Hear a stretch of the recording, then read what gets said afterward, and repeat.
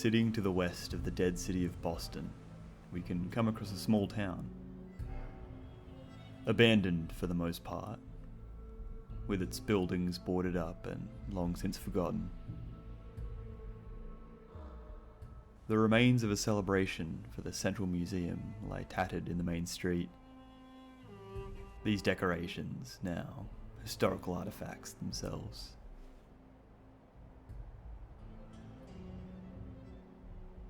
Welcome to Oddities, a show where we take a look at locations in games to find details, moments, and minutiae we just think are interesting. So grab yourself a tea or a coffee and sit back as we explore together. Today we're here in Concord, one of the first towns you'll probably come across in Fallout 4.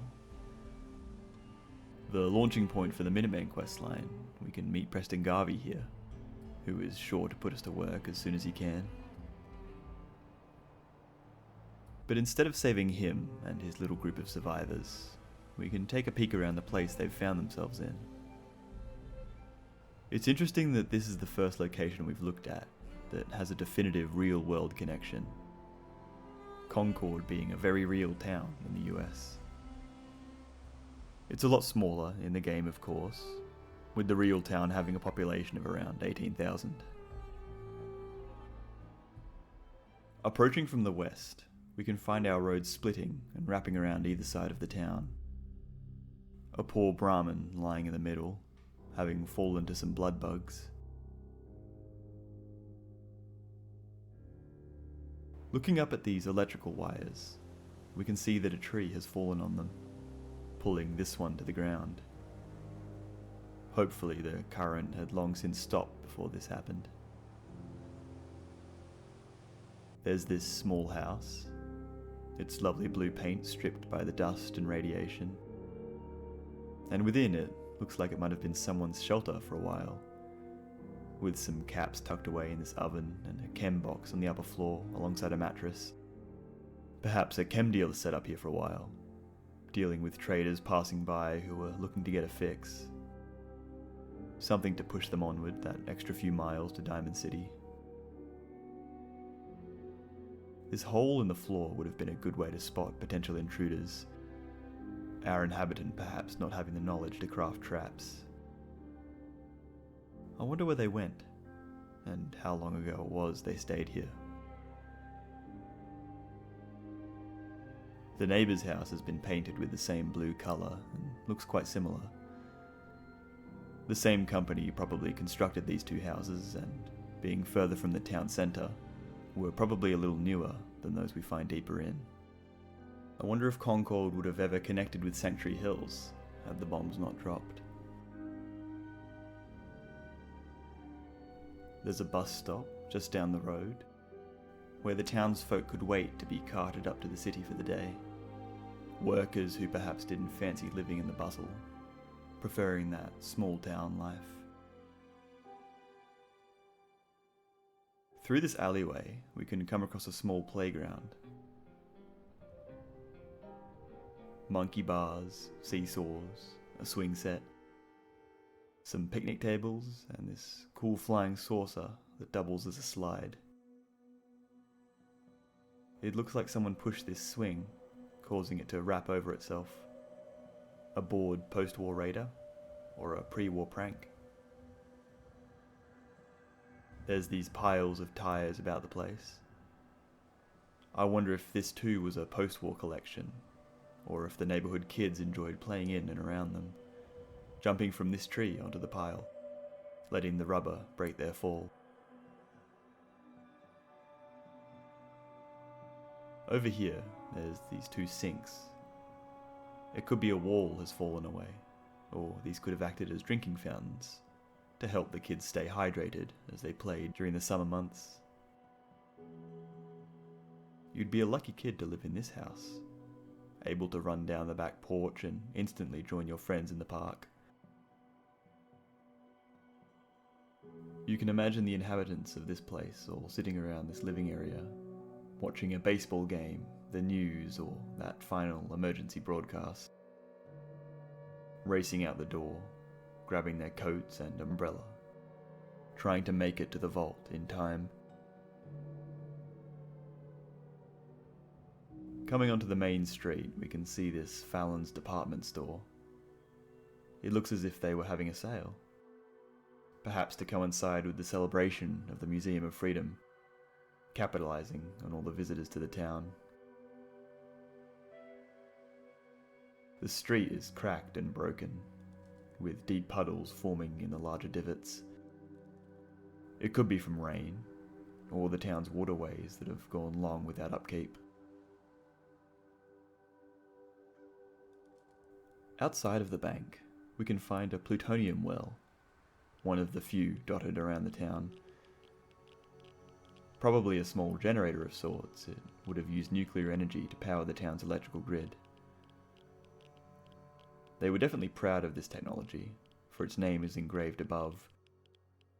Perhaps it was a bit of a project by the local council, introducing the invention to a smaller region before adopting it for Boston itself. It might have been quite a new addition at the time the bombs dropped.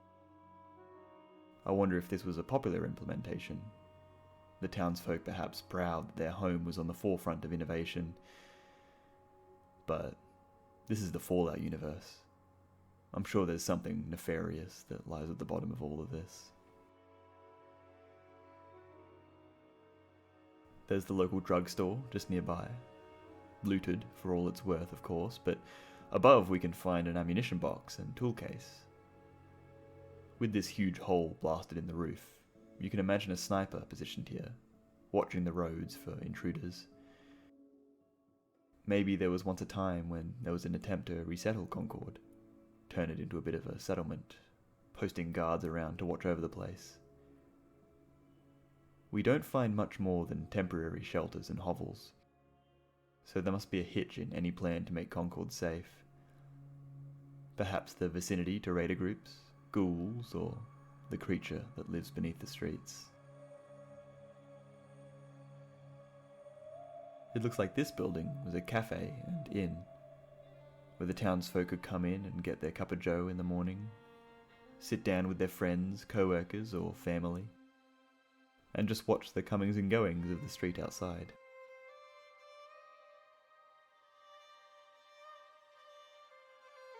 Being an inn, it probably housed quite a few of the visitors who had come into town for the museum. Walking through an alleyway, we can come across a civic access hatch, which takes us under the town.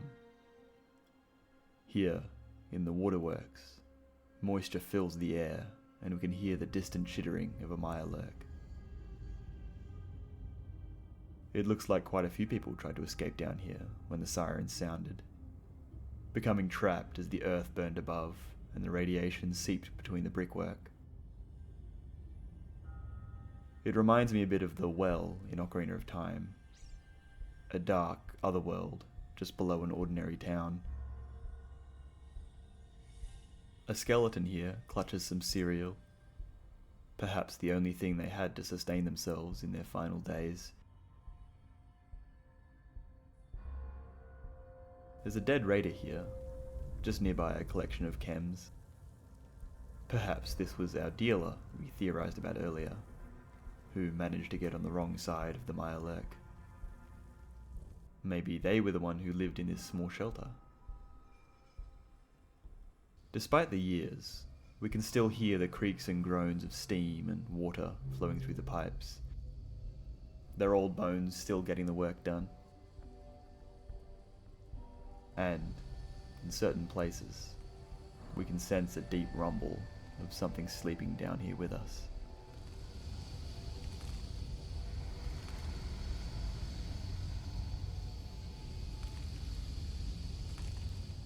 Back above ground, we can continue down the street, coming across a hardware store. They had all kinds of things: oil, tubing, wires, and tools of all kinds.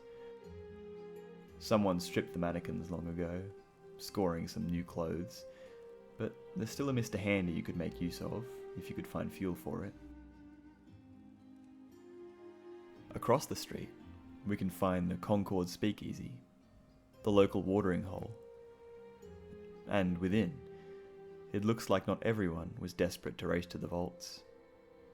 Hearing the bombs coming, these folk elected to sit back, light their cigars and have a drink, awaiting their fate with calm, spending their last moments alongside friends, enjoying those last few minutes rather than clambering to save themselves. You get the sense they had a happy end, despite their lives being cut short.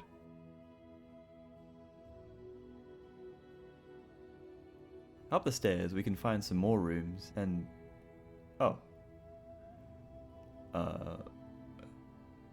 some people spent their last moments differently, but we're not here to judge. Perhaps it was a bit of alcohol-induced chaos, living it up at the edge of the apocalypse.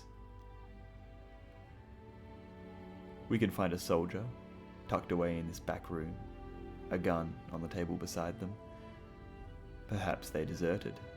Fearing the bombs, they abandoned their unit, holing up here alongside the patrons.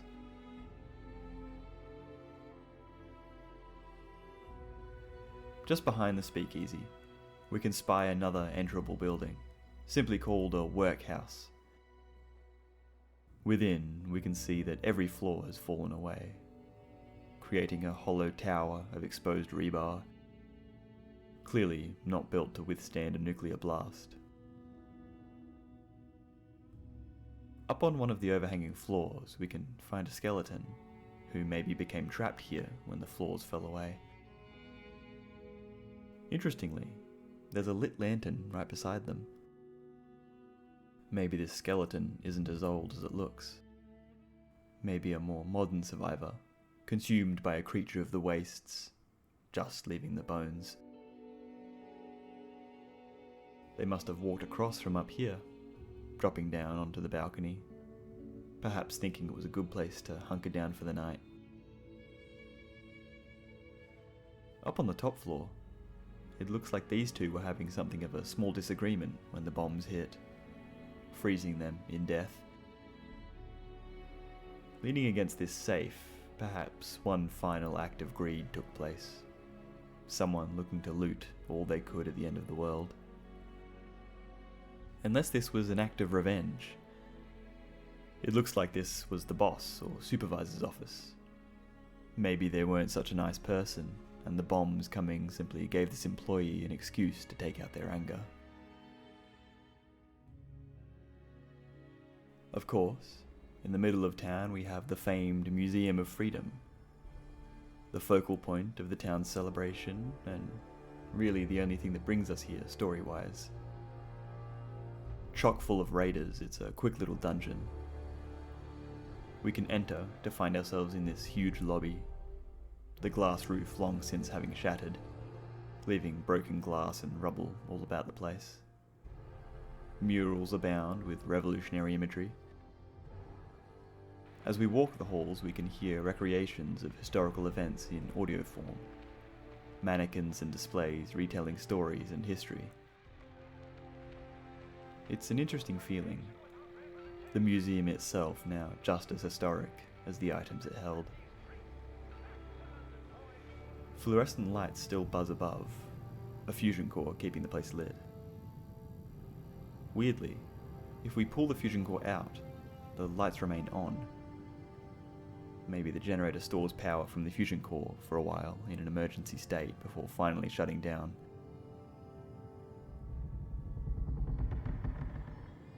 The survivors of Quincy are held up in this little office, perhaps where the curator once worked, organising the collection and events. I'm sure they had their hands full with the celebration. On the roof, we can find a crashed vertibird and a log from Staff Sergeant Michael Daly, one of the soldiers riding the vertibird when it fell. The soldiers were picked off one by one until it was just Michael left. It mentions someone called Brzezinski who went AWOL and ran off. Maybe this is the identity of our soldier friend we found in the speakeasy. If so, he didn't get very far. But who knows what became of Michael? Hopefully he made it. Next door there's a lovely old church. Within, it looks like some people chose to enter as the bombs fell, listening to the preacher hold one last service. One thing I love about the Fallout games is finding how different people reacted to the bombs through their remains. Such a different choice made than those over at the Speakeasy. At the top of the church, we get a nice view of the town, and can see how the vertibird actually clipped the church as it crash landed.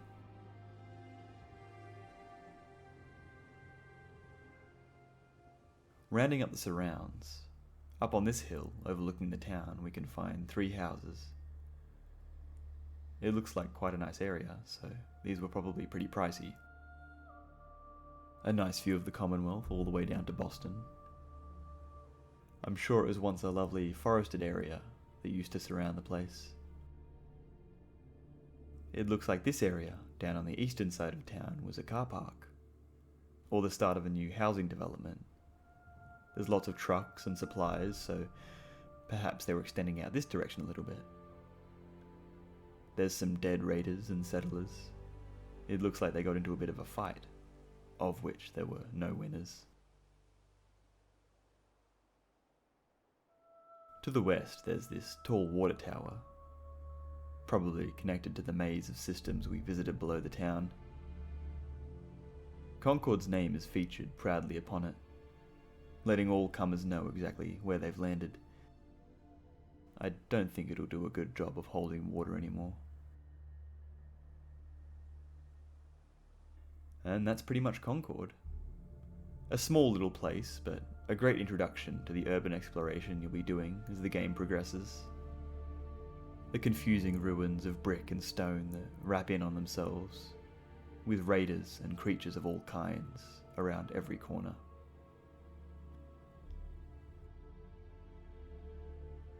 Thanks for watching.